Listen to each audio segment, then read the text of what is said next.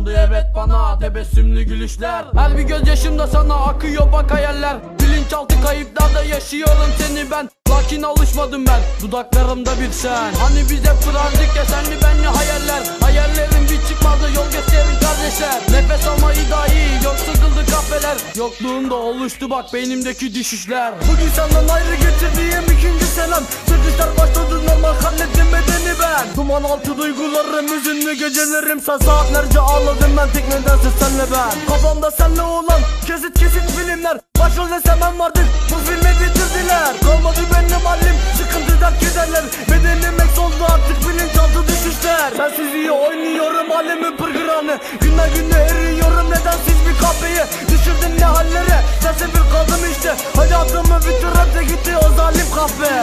Beni benden alan yarim, seninki dert keder yarim.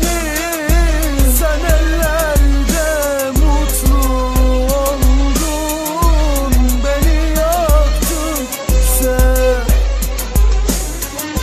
Değişmez dünyanın hali, umut verdin bana hani.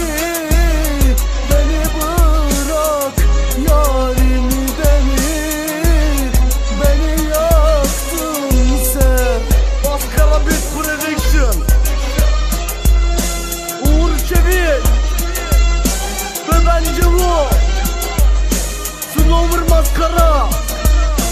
Sene 2013.